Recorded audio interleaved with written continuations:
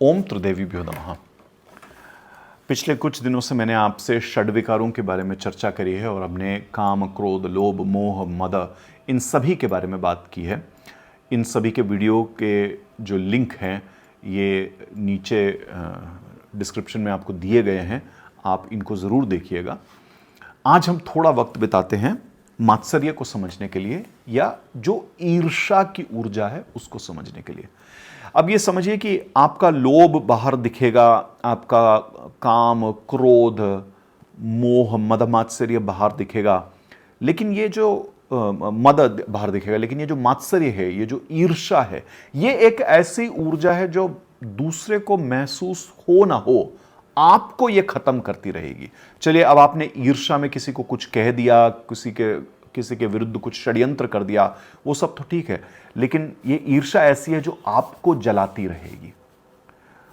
इस दुनिया में अच्छी चीजों के पीछे भागना अच्छा है, लेकिन बहुत ज्यादा किसी चीज के पीछे भागना, बहुत ज्यादा दूसरों से अपनी तुलना करना, इन सभी चीजों से जो ऊर्जा पैदा होती है वो कहीं ना कहीं काम में, कहीं ना कहीं लोभ में, कहीं ना कहीं आपको मोह में फंसाती है।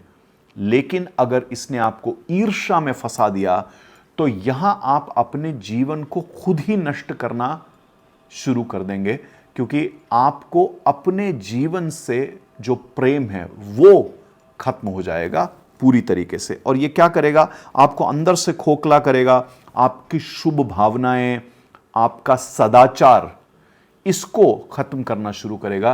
क्योंकि जो व्यक्ति ईर्ष्या में पड़ जाता है वो किसी एक चीज से, एक व्यक्ति से, एक संदर्भ से ईर्ष्या शुरू करता है, पर वो ईर्ष्या उसके जीवन में हर जगह फैलने लगती है। तो ध्यान रखें इस चीज का। ये वो चीज है जो आपको अंदर से खोखला करेगी और आपको बहुत ही तेजी से खत्म कर देगी, आपकी शांति को खत्म कर देगी। तो आपने करना क्या है?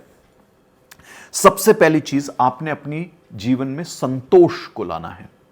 आपने हर प्रकार की तुलना, हर प्रकार की एक बाहर की तरफ देखना, दूसरों को देखना, इन सब चीजों को बंद करके यह समझना है कि आपका जीवन वो क्यों है जो आपका जीवन है। समझिए अपनी किस्मत को, समझिए अपने प्रारब्ध को, समझिए कि किन कर्मों की वजह से शायद आप यहां तक पहुंचे हैं और क्या आपके कर्म होने चाहिए ताकि आप धार्मिक जीवन व्यतीत करें। तो अपने जीवन को संतोष से भरें, तुलना छोड़ें और अपनी जीवन से संतुष्ट रहें, उस चीज से संतुष्ट रहें जो आपके पास है या आपको मिल रही है या मिलने वाली है। ईश्वर पर विश्वास रखें। और दूसरी बड़ी बात जो आपको एक आध्यात्मिक उन्नति करनी है अपनी, और वो ये है कि आपको भक्ति साधना करनी है।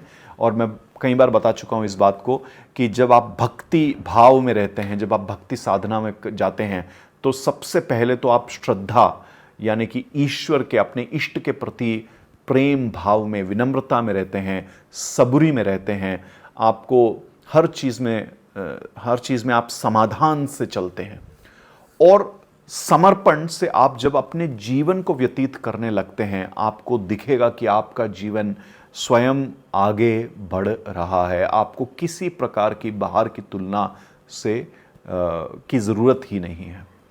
तो याद रखें इस चीज को, मात्सर्य से बचें, यानी कि ईर्ष्या से बचें, क्योंकि बाकी सभी षड्विकार जो हैं वो कहीं ना कहीं बाहर आपको क्रियाएं करवाएंगे, पर यह ईर्ष्या वो है जो आपके अंदर ही अंदर आपको खत्म कर जाएगी और आपको पता भी नहीं चलेगा।